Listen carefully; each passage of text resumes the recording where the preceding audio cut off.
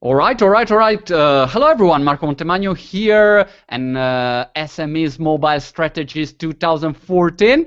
Here is another great guest. Is another great moment for learning more about our mobile strategies. We're Reynolds from SEER Interactive. How are you, man? I'm doing wonderful. I'm doing great.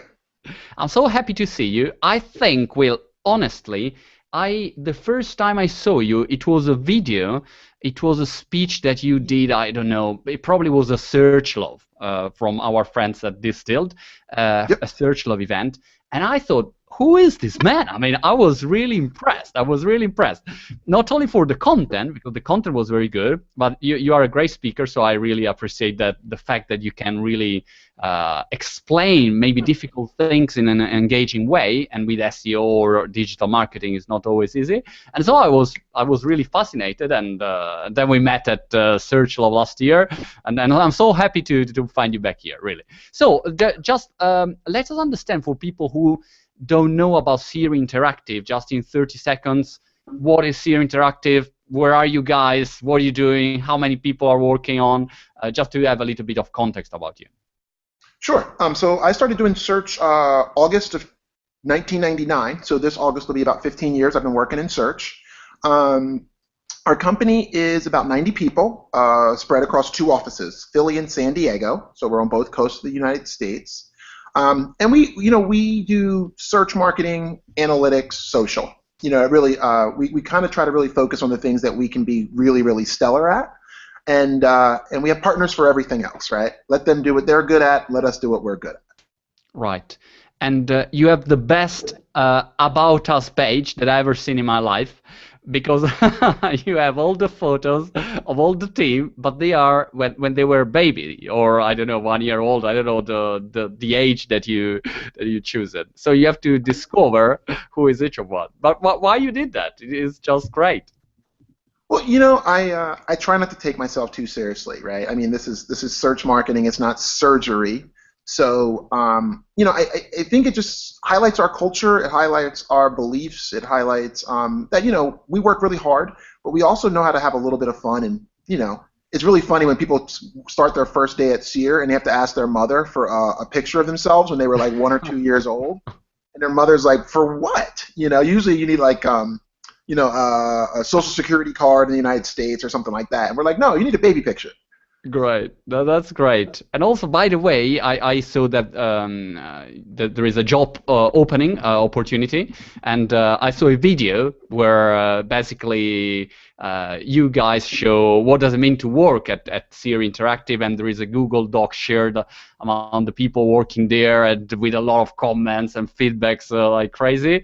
And then in the end, you talk and say, it's okay, ping pong is okay, and that caught my attention because I was a professional table tennis player. So I thought, wow, this is the company.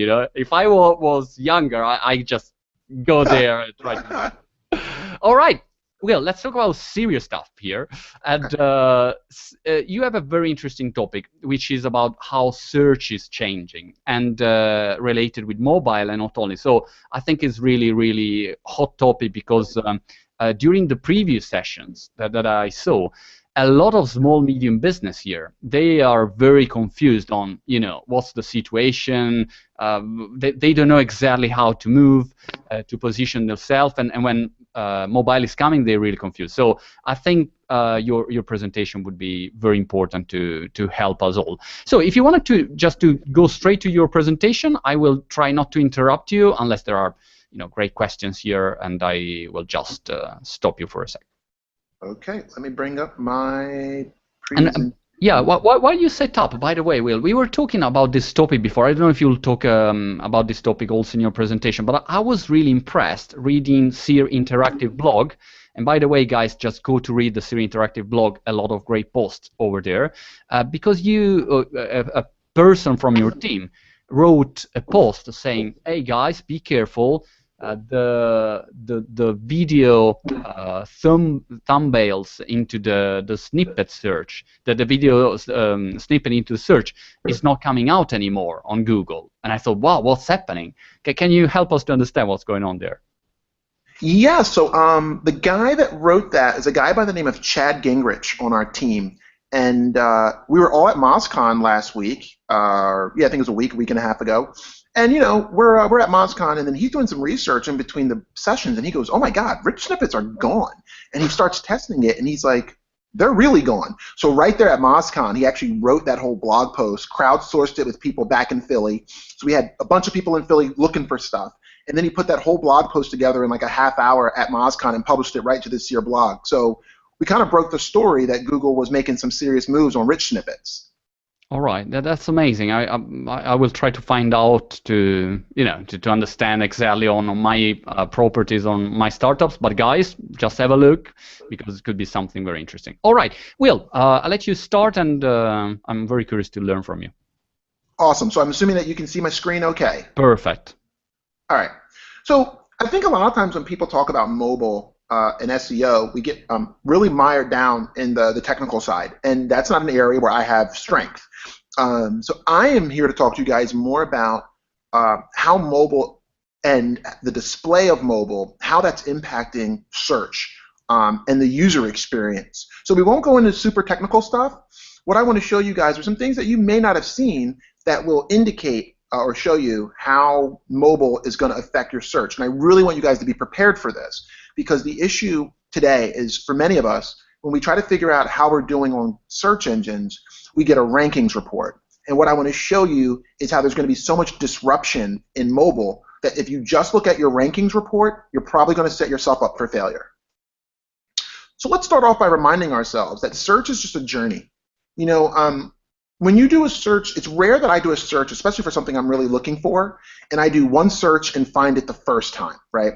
Usually, you type something in and you go, "Oh, I'm looking for that wrong," right? So like, let's say you didn't know what a rich snippet was. You might start off searching Google for, video box in Google, and then over time, as you start reading more, you go, "Oh, it's called a rich snippet." So, it's a reminder that we're all kind of changing our search behavior over time. And what I want to talk about today specifically is how mobile affects search behavior. So, like I mentioned before, we all kind of get educated as we go. So often when we're making a search on Google, not only are we doing it across platforms and devices, but we're also learning as we go. So it's never a one search, found the solution, and done. It's usually one search, get educated. Second search, get more educated. Fourth, fifth, sixth, seventh, eighth, ninth, 10th search.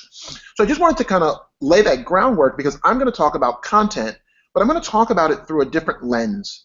I'm going to talk about it through a mobile lens. So some of you might be thinking, well, content, mobile, what is this guy talking about? I'm used to hearing about, do I need a mobile site or do I need to be responsive? And while that's super important as well, I wanted to show things a little bit differently. So the first thing I want to do is talk about the context by which people search. It's inspired a bit by Avinash, who I recommend you guys follow if you're not. So, it's funny, when you look at the mobile, it's like it's always on and it's always on us. So you think about some of the searches that you do now that you might not have done before because you have a computer with you all the time.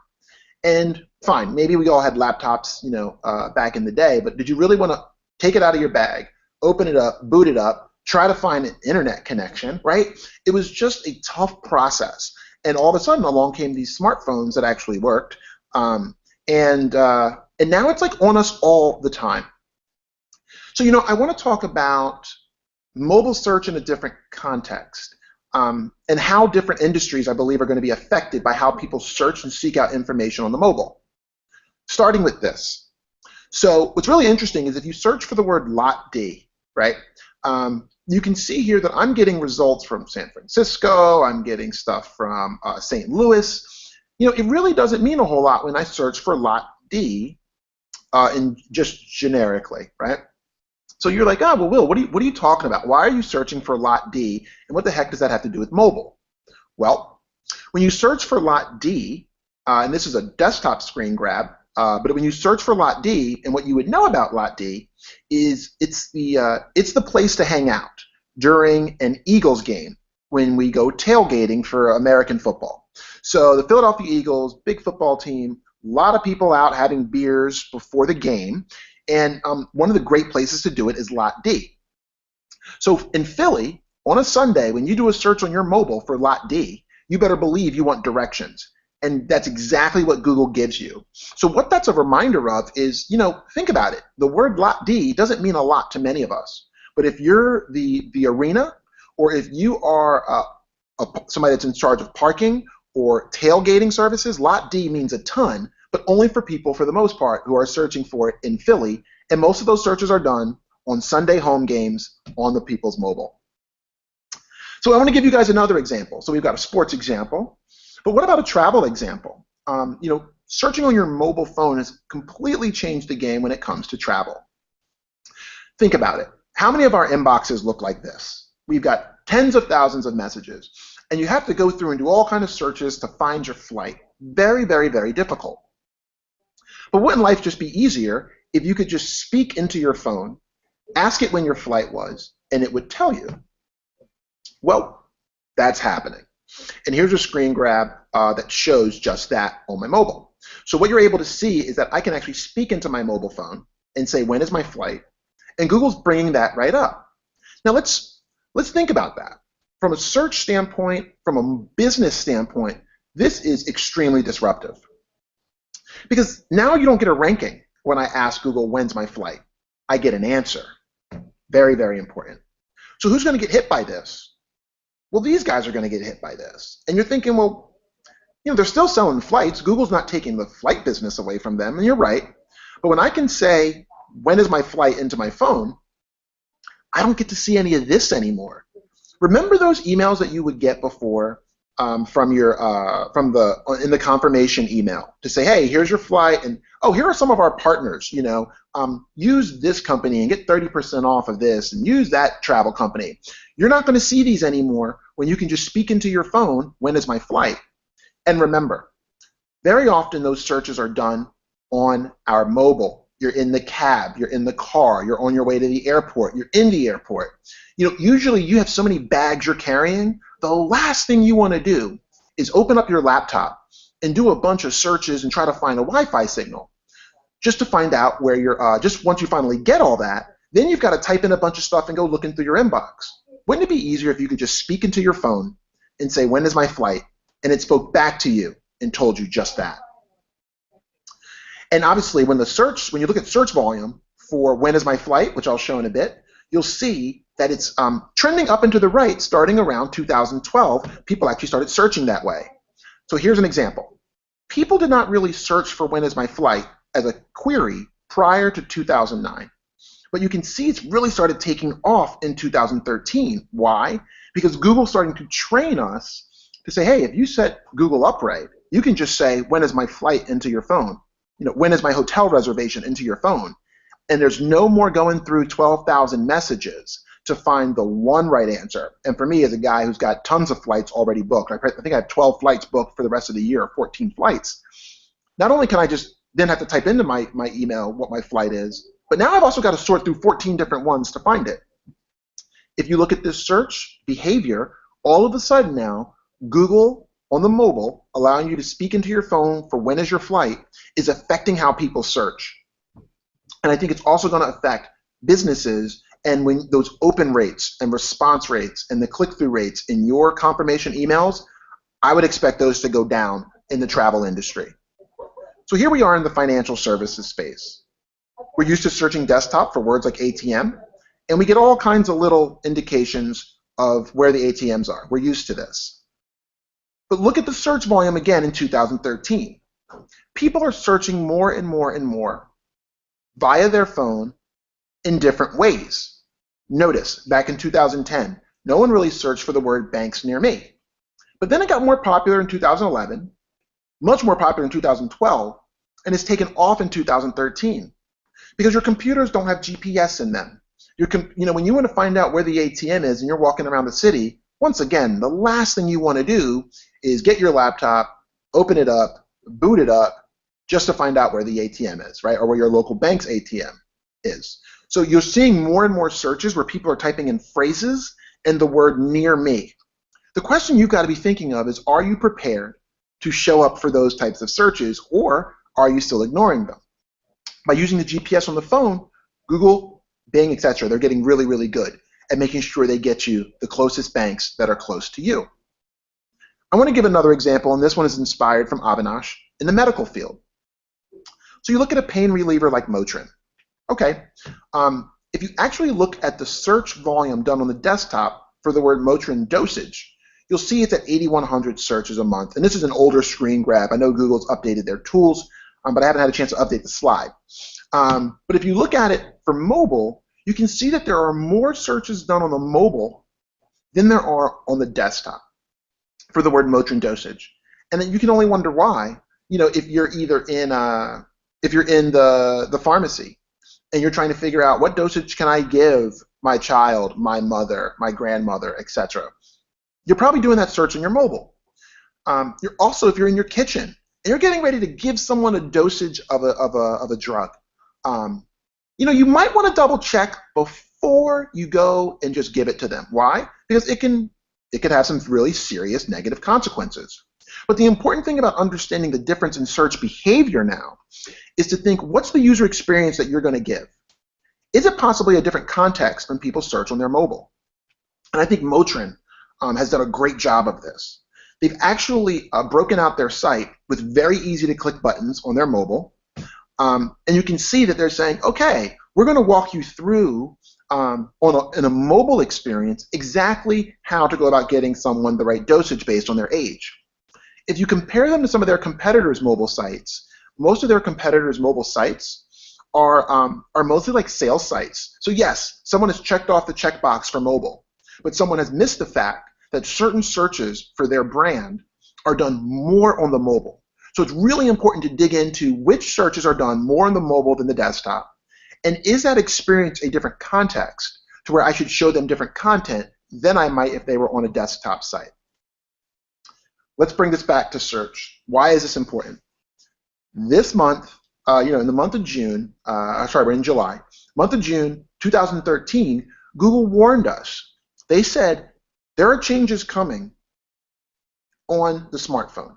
So when people do a search on the smartphone, we may start not showing certain results, or we might start showing them lower in the results.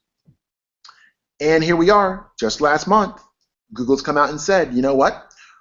If you don't do this, we're now getting really serious. They're also starting to do this with Flash sites. So Flash doesn't work on most mobile handhelds. So if Flash doesn't work on your handheld, and Google wants to deliver a great user experience from their search engine, then wouldn't it make sense for them to not show any sites where a big part of the site is built in Flash? That's a prime example of something that may happen. So as searches go up on the mobile, you really should be looking at what assets you have that are not mobile friendly. Because if they're not, over time, Google's going to rank them lower and lower or not rank them at all. And they're saying it on their website themselves. And it's actually happened. So Glenn Gabe has done research, and I really love the research that he did, to show, yes, we are seeing websites who have a ranking that sticks on the desktop for months and months and months start to not rank nearly as well on the mobile. So you can only imagine that if you're looking at your rankings reports that check desktop search, you're going to think, hey, I'm in good shape. My ranking's still great. But then you're going to notice over time, why am I not getting as much value from that high ranking that I have? And the reason will start to become that maybe there's more people searching for it on the mobile. And if that user experience isn't good for 50% of your audience that searches on mobile, maybe Google's going to say, well, for 50% of your audience on the mobile, we're only going to show you ranking at number 15 instead of at the desktop where you rank number 5. That's got a big potential to hurt your business, hurt your revenue, income, etc. So we're used to this in SEO, right? Google's got a gun to our head. They put something out and they say, you better have a better mobile user experience. And we better follow along. Publishers. Okay. Content user experience is going to be key. So I think it's really important for publishers to use their analytics. Take a look at your top pages that get the most traffic and start comparing the number of pages viewed from that page, passed from that page, on the desktop versus the mobile.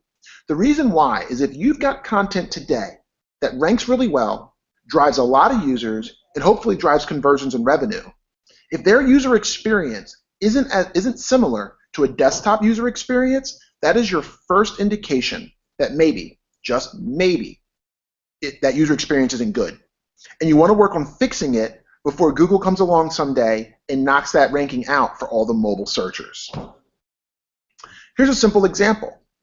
I was looking for something for Mother's Day, and I was doing some research. And, this site showed up from Google News. But what was really interesting is before I could do anything, they popped up this big pop-up that couldn't even fit on my mobile, and then I couldn't close it out because I couldn't scroll around it. So if you look at the URL at the top, you can also see that that's actually the article that I was looking for, yet I have an ad in front of me that's being served up. So what did I do? I had no choice but to exit. Over time, Google will see that, oh, when people hit this site from their mobile devices, none of them ever do anything other than exit immediately. So maybe that's not a good experience, and maybe we should rank them lower in the search results, which is a really important thing to be thinking about when you have content as a publisher. So I want to kind of give, before we start taking questions, I want to start to give you guys a little bit of a view into the future of what I see. And I believe that to win the content game, you just might have to also win the mobile game in the future. And what do I mean by this? Well, one of our guys at SEER, Nico Maselli, we sent him to Google I/O. And while he was at Google I/O, we said, hey, scope some stuff out, man. We're SEER. We invest a ton in people going out and learning and bringing that back to the SEER team. And Nico came back and blew our minds 2 Fridays ago. And what he showed us was that Google's starting to play around a lot with saying, hey, if we rank content for a word like super predator, right, that if you have that app installed, we're going to give a different snippet for that, right? And what's really interesting about that is that snippet now tells you, hey, you have an app installed to view this content. So now instead of somebody clicking from Google onto your website, they may actually end up clicking on the result that says, hey, you have this already installed on your site, on your mobile site, or your mobile app, which then takes them out of analytics, right, and then puts them on your mobile site, which means in the future you're really going to have to make sure that the handoff from desktop to mobile from an analytics standpoint is key. Because now getting those apps installed may actually be how you're going to get more visibility for your content. Here's some other ways that Nico saw at Google I/O about how Google's really starting to remind you that you have an app installed, which is the one to the far left. Hey, we just showed you a restaurant. Well, you know what? Let's just put this little snippet here and remind you that you can open this up in your app. They're also, when you're doing searches, are going to start to suggest apps to you right there in the search. So usually, they suggest other keywords. Now they're also going to start suggesting apps for you to download.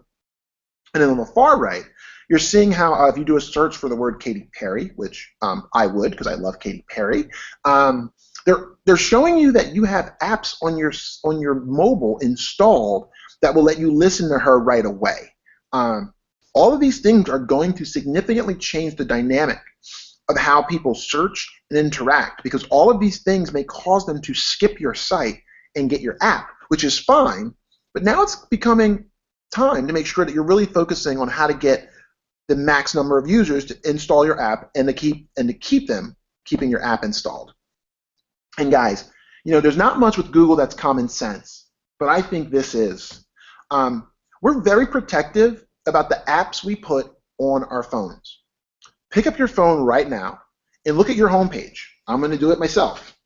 When I look at the homepage on my phone, I can see the apps that I have. And you know what? The apps that I have are Spotify. It's Foursquare, Twitter, my calendar, Google Search, Trello, to keep on top of things, and Uber, and Google Plus. Google Plus. So, I bet you interact with a lot of the apps on your home screen. And if you think about it, I believe, and I could be wrong here, this is my prediction on the future, but if I install an app, I'm pretty protective of doing that. I'm not just going to install any old app on my phone. So maybe, just maybe, this is going to start to become a proxy for quality. So if you do a search on Google, let's say, what happens if I do a search for something related to Barack Obama? And Google says, well, typically we would have ranked the Huffington Post at number 8 or 9 or 10. But because you have the Huffington Post app installed, we're going to make them number 1 or 2. Now all of a sudden, you got to be thinking, my God, if my search results are going to get hit because maybe my competitors have good apps, and people install them a lot more than they do for me, then I might start seeing my content not perform as well as it used to on SEO, not because it doesn't rank well regularly. It's because Google might use the app as a way to personalize the screen, saying, if you like this app a lot, why would we not rank it a little bit higher in the search results for the user? So again, guys, let's look back at this. Can you imagine if Super Predator typically ranks 15 or 20, but because I've got the Huffington Post app installed, that it ranks number 2? All of a sudden, having that app on someone's mobile phone has become critically important to helping them along their journey, but also getting max traffic from our lovely friends at Google. So with that said, that takes us right to about 12:30, which is perfect, because that gives us a half hour to start to chat. So there is my Twitter handle if you have any questions or thoughts. And I'm going to go ahead and refresh my screen in a second, and I will be right back, guys. Fantastic, Will. Waiting for you. In the meantime, I take this 10 seconds to recap what is waiting for us. I remember that when we finish with Will, in 1 hour we'll have Aaron Bali, the founder from Udemy, so another great talk. And can I say, Will, welcome back. You blew my mind, really. I was not thinking about this kind of consequences, honestly. So I'm really scared now. I'm really scared. What should I do? So no, I've collected several questions and tips and point that I would like to throw to you. All right. So the first one is a curiosity. Why do you have Google Plus on your smartphone? I was not expecting this either. So I have Google Plus on my smartphone because it's my job. I mean, to be honest with you, I'm a search professional. It's critically important for me to understand that community. And, I've even set up my own communities on Google Plus because, if you look at like photography, that community is huge on Google Plus. 3D printing, huge on Google Plus. And I've got clients who are in those spaces. So I've got to understand that ecosystem if I'm ever going to be able to do any smart marketing to any of them. Right. And do you advise in this moment small, medium business to be there, or is still, a place that is no one understands exactly what is it for? It depends on what your small business is. So, if your small business is in an area where people don't really use Google Plus a lot, don't spend a lot of time there. But what you want to do is you want to keep track of it. One of the best things that you can do as a small business is take one of your really popular pieces of content, take that URL, and put it right into the Google Plus bar. When you hit enter, it'll show you all the people who have shared it. So then you can kind of see, wow, nobody's really on Google Plus sharing my content. Or, even better, what you can also do is use a tool like BuzzSumo and throw one of your competitors in there, and then sort the column by Google Plus shares. And it'll show you what content of theirs has taken off really well on Google Plus. So then you can start to build the types of content that can do really well on Google Plus as well, versus just guessing. Great. BuzzSumo, by the way, for people who are not familiar, is a great website that gives you the possibility to track, let's say, also the influencers that are sharing your post or post from your competitors, so you can reach out very well. You said one interesting thing in the beginning of your presentation, Will. You said basically that you don't get a ranking, you get an answer. If you, for instance, you did the example of travel. And I think many companies here are a little bit scared from what could happen or what is happening. That is basically that Google just reply to you. So it's no SEO chance over there because just Google give you the answer. Also, I think for movies, for instance, I mean, you search for movies and sometimes you just get the Google list of movies and theaters in your city. So you don't even go to to movie websites anymore. What's your suggest there? I mean, do you think we'll entering in a situation where basically Google will reply to all the answers or the most important ones, and so there are sectors where you have no chance, even if you do great SEO, great positioning, great content, and you should be on top, but that top is not enough anymore. What do you think? You know, I would say that there's probably going to be some industries where jump ship. You know, I mean, seriously. You know, I hate to say that, but it's like actually as an SEO, what I would do is I would broaden my skill set, right? Because Google's not a movie theater. So, you know, I would broaden my skill set to be able to better understand email, understand social media, so that then when Google takes one thing away from me, I go, okay, Google, that's fine. You know, you're going to show me the movie times and a bunch of stuff, but those customers still need, there's a lot of a journey left from me searching for something to ending up in the movie theater. And I believe a lot of that journey is still affected by search, and it's still affected by social. It's affected by email after you go. So I feel like I would just try to broaden my, if I was a marketer for a movie listing website, I would try to broaden my skill set so then I don't become obsolete because Google's now just started doing the listings on their site. Got it. I love it. Also because in the end, if you have a good brand, I was thinking, I watch tons of movies on YouTube, but then I always go to check Rotten Tomatoes reviews. Doesn't matter if they are not on top or I just go there, you know, direct typing. So that's the best way to protect yourself, probably. Another question here was about the search volume. That's a basic question, but I think it could be useful. You said the search volume was changing and so on. Where do you check the search volume? Where can you find the best data to find out about search volume, desktop, mobile, and this kind of things? So the Google AdWords Planner, they took the feature away from us about, I think it was about 4 or 5 months ago. So I was like, oh my God, what the heck? You know, it was really sad because what Google did when they took that away is like, they hindered my ability to create a better user experience because I wasn't able to see which searches are done more on the mobile, which ones are done on the desktop. So then the real only way that you could do it for a few months was by using AdWords, which would then give you all the data. But now they've actually brought the data back, so you can finally get it again back in the interface for the AdWords Planner. The other tool that I use is I'll take a local or a query that I believe is highly mobile, like banks near me, and I'll take that query and I'll put that into Google. I'll put that into Google Trends because my assumption is that most people searching for that are on a mobile, so then I can see the mobile trajectory over time. Right.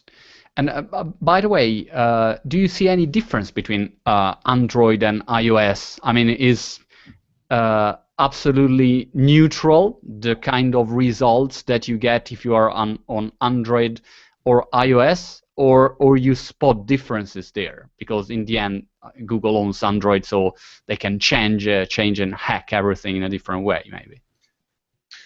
A little bit. So one of the differences, so I don't study that too much, but one of the differences I have seen is how apps show up in the search results. So Google very often will give a slightly different snippet to themselves than they give to iOS. So if you do a search on Google for an app, I haven't done this in a while, I would do it, but I don't want to take up too much time, is if you do a search for something related to an app in Google search, it gives you this little box off to the right that has the price. You can click that box and it drives you right into the Play Store. Whereas if you do that same search, I'm pretty sure in most instances it will not show, it'll show the iOS store, but it won't give them as rich of a snippet as they do for themselves. Got it. Another point that you touched was about Flash. And immediately reaction is, gosh, Flash, you know, many companies still use Flash. I don't know why, but they still use Flash. And I think it was a great choice maybe a few years ago, gave you all the animation. I remember all the fashion websites, all done in Flash, very nice. But then you go on mobile and you have big problems. Do you just suggest to not to use Flash and that's it, because it will have an impact for mobile search? Well, you know, I will say this about Flash. I feel like we're at a point now where most people know not to build stuff in Flash. However, you have clients, at least we do, who have legacy content, right? And that legacy content may be in Flash. And the problem is because you can't view it on the mobile, as more mobile traffic starts to hit that piece of Flash, Google sees a bad user experience, and they might yank that out of the index for mobile searches. So what that tells me is you might see that piece of content get a lot less traffic because you haven't had time yet to update it to HTML5, with CSS or whatever. So to me, for certain clients, if you've got a high-value asset built in Flash, mobile's only growing, so you want to probably change that as soon as you can before Google starts to just knock it right out of the index altogether. And then you go, where's all my traffic? What's going on? And you go, oh my God, that's why. And by then it's a little bit late. So, Will, what you say here, basically, the main takeaway that I get from your presentation is that if you really focus on context and building a great content and great user experience on mobile, you basically improve your chances to be on top of search. But you have to know that maybe it's not enough in some industries because Google could be the owner of the first folder, let's say, and but at least you are playing your best chances there. Is it right? Can you give me that again? Yeah, so the point is if you really can create a great user experience on mobile, you can create great content and work very good with the context, so that when people perform local search, you are there and everything is fine. Obviously, you improve your chances to be on top of search from mobile. But there is this thing that we can't know. If Google decide to own the first folder, the first part of the screen because they reply directly to your question, then even if you are super top in search, it's not enough. But at least you played your best cards. Is this more or less the strategy? It is. I mean, whenever. So there's a lot of sites that were just answering people's questions, right? And they were giving people basically a lot of ads around the answer. And I think that's what really led Google to just being like, why don't we just answer the freaking question, right? Because really when you think about it, it was the example I showed. I was on a site that I clicked on from Google News. I wanted their content. And I'm telling you, man, I know that this is a little bit of a hot topic for conversion rate people, but I am really rallying against this like pop-up box over your content because that concept to me, one, very often it can screw people up on mobile, but also it's like let somebody read the freaking content before you sell them. Like think about it. Like in most sales out there, if you're going to go to the auto dealer and buy a car, they actually at least let you look at a car before they actually start running over to you. Could you imagine if, like, while you're still in your car driving and you're on your way there, they just stopped you at the corner and started talking to you about cars? You'd be like, this is ridiculous. Like, let me get in the store, let me take a look around, and then give me your sales pitch. Yet, because we're finding that it gets 15% more people sign up for your freaking newsletter, people are just blasting stuff all over the front of their content, which to me, I would rather just not see done. And I think that effect on user experience, I hope it starts hurting websites because it's a bit of a pain in the ass that I can't see the content I want because you're trying to jam something down my throat before I even get a chance to read what I said I wanted to read. Got it. You did this very interesting Huffington Post example. And the question here is, in the end, if this is the trend, it means that basically your app is more important than your website because I mean the content just open over there. And do you just need to build a great app and forget your website, or are we still far away from this scenario? I think we're very far away from that scenario because we're seeing mobile increase, but there's a whole slew of searches that are that make more sense to do on the mobile. Like if you tried to figure out how to buy your BMW M4 or outfit your car on a mobile, it would be impossible, right? However, in emerging markets, you might start seeing people really kind of making the desktop secondary and making the mobile primary, because in many of those countries, people have mobile phones, but they don't have desktop computers. So like all things in search and internet, right? It's do your research, get your data first. There's so much data, why would we not use it? And then what I would do is I would look at different countries where the penetration rates of mobile are going through the roof, where people don't have desktops. And in those countries, you might want to deliver pretty much an all mobile experience, because if your desktop traffic is so low and it doesn't convert, it might not make sense to have both. But that decision should be driven by the data. Okay. And there is always this discussion about better mobile app or better HTML5 website. Well, what's the direction to go, basically? Some companies decide to build an app. Some companies say, no, we just, in the end, we'll be back to, just a website or a kind of HTML language, whatever. So what's your tip over there? What was that? So, I mean, do you think there is this discussion between if you really should focus on building an app, or if it's better to have a HTML5 website, optimized and so on? So this is the discussion, basically. And is it better just to go on a great mobile app and try to get this app installed as much as you can? Or do you see a trend where we'll be back on websites, and so we'll forget about app like, when you had to install software on your PC, and then you say, no, I use everything cloud, so this is the old way of doing software. What do you think? What's going on there? Oh, you're asking me some good questions. It's a good one. Let's see, what does my gut tell me on that? So,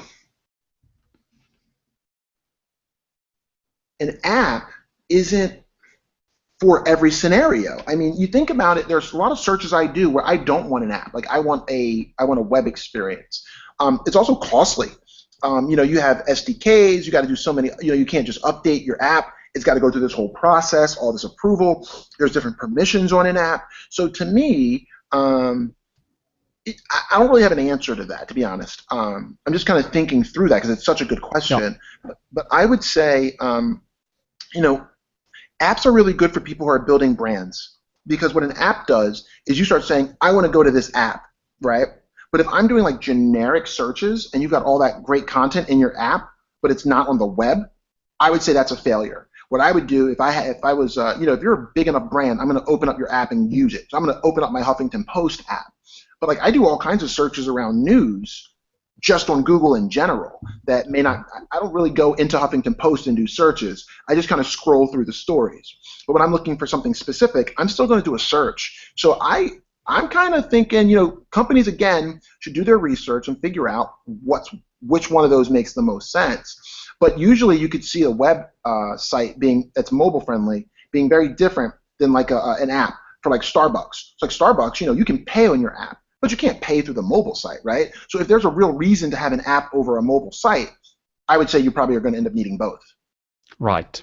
Will, we have just 5 minutes more, but I want to pick up your brain to give more suggestions here. So you've been talking about several tools, and there is always a huge interest about what kind of tools should I use to analyze my data for mobile. So we've been talking about Google Trends. We've been talking about analytics. Obviously, is always a great tool. BuzzSumo, which is good to track competitors or who shares what, or influencers. Any other tools that you would like to recommend, really top of your mind, that you think these tools are just fundamentals to work on mobile today? So I'm going to bring up my set of tools and see what I've looked at recently that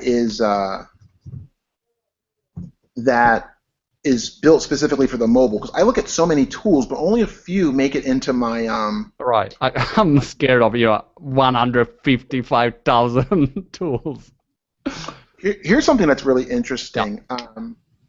There's a tool called Yesware, and it's really good for outreach. It helps you track your emails. But one of the things I like about it is it tells you when people that are opening your emails are on their mobile versus on a desktop.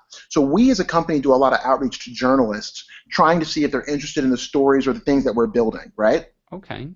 It's very interesting to know what percentage of the journalists you reach out to are answering on their mobile. Because if you see that more and more journalists are answering emails on their mobile versus their desktop, then that should change your outreach behavior. Maybe you don't put a PDF in the freaking email, right?